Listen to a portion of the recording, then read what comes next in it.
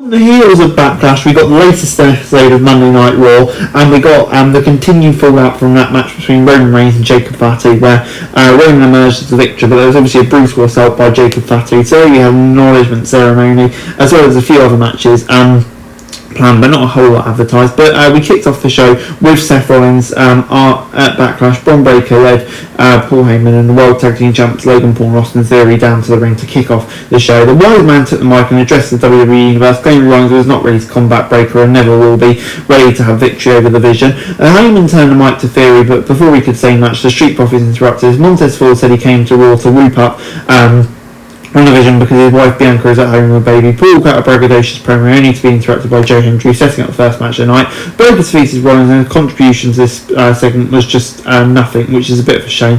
Considering how meaningless the rest of it was, I would have liked to see more, and it felt wasted TV to set up the six-man tag, which we got into right away. Breakker, Paul and Theory controlled the action, coming back from the break, isolating Ford and cutting him off from partners. The babyface fought their way into the match, but another break brought it with more heel dominance.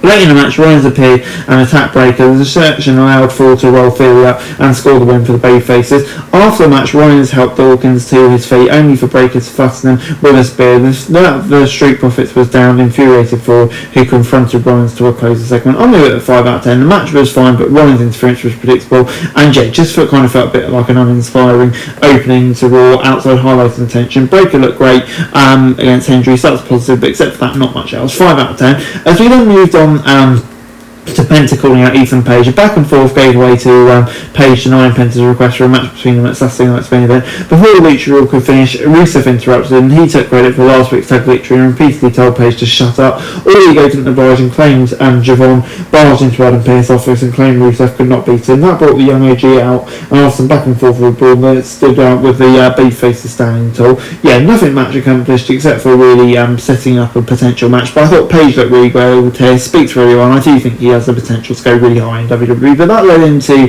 Javon Evans' Rusev match. The Bulgarian Brute controlling the action, coming out of the break, using his strength as an advantage to overwhelm the young OG young and often. The Evans capitalised on the opening to fire off some offense, but the heel cut him down with a full lace down onto the commentary table, uttering the words, "He's just a kid," entering another break. Back from a timeout, Evans mounted a comeback and some back and forth action. The babyface overcame back pain to deliver the OG cutter and scored the victory. I'm going to give it 5 out of 10. I mean, neither really could afford a loss here, which made it interesting. The match was solid, nothing better or worse, but it's all Evans pick up a big win.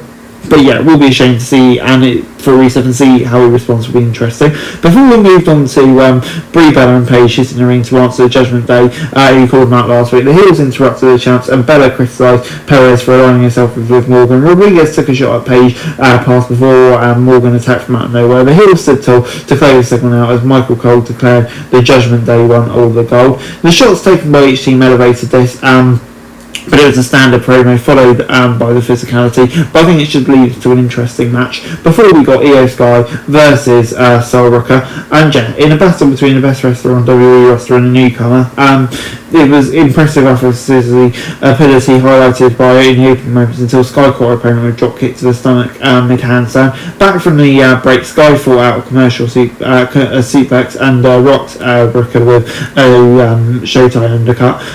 She brought the NXT export crashing back into Matt with a top rope flash throw, delivering the wind out of her. Later, Rucker charged Sky with a boot to the face, climbing the ropes and delivering a modified DDT for a near fall as chants "This is awesome" spilled.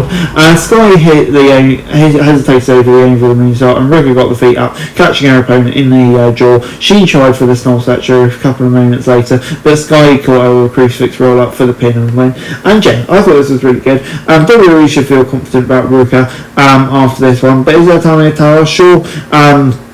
But I think that will come with the main quality. But she did get a true "This is awesome" chant. The only negative is lack of follow-up involving Dickie. Both of them have a recent history of the women's IC champ. So yeah, hopefully we get it more kind of later on, because it'd be a shame to miss out on that. 6 out of 10.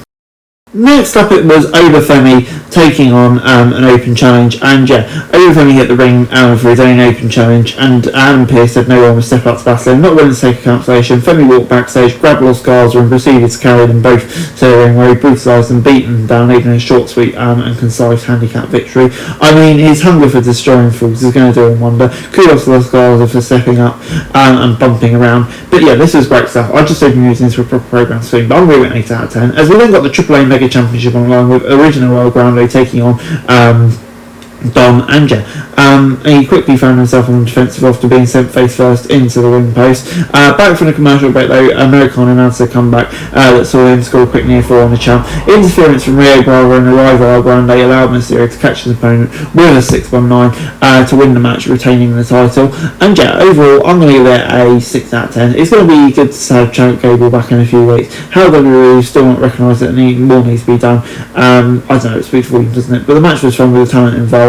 And yeah, just get rid of the luchador stuff, please. As we moved on to the Roman Reigns could officially welcome the WWE Universe to the acknowledgement ceremony. Jacob Fatu arrived, wasting little time trying to lay out both the Usos before making a deadline for the Tribal Chief. A brawl erupted until Roman neutralised him with a steel chair, laying into the Samoan Marble. Fatu recovered, and the battle between the Tribal Chief and his cousin continued, culminating with a Tongan Mesh Strip and a powerbomb through the table. Fatu stood tall to close the show, retaining his determination to win the world title, focusing leaning on only to drive Reigns and Uso through the timekeeper's table. And there's a moment where it felt like WWE might actually serve us by having Fatu acknowledge Reigns, but thankfully that didn't happen. Reigns continues to bump all over the ring, and Reigns decides to put his cousin over, and yeah, makes Fatu look good. A strong way to cap off the show, and yeah, it'll be interesting to see where we go from here. A rematch at Clash in Italy, or do we maybe have a stipulations where it'd be interesting to find out.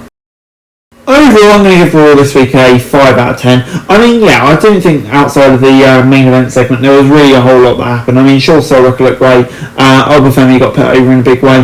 But yeah, it just kind of felt like a placeholder Raw in many ways. So overall, I'm going to give it a 5 out. For this video, thanks very much for watching. Remember to like, share, subscribe, follow us on our socials, link in the description below for daily wrestling news, meme and content. Subscribe to our other channels on screen right now, that'd be greatly appreciated. Thanks very much for watching. Peace out.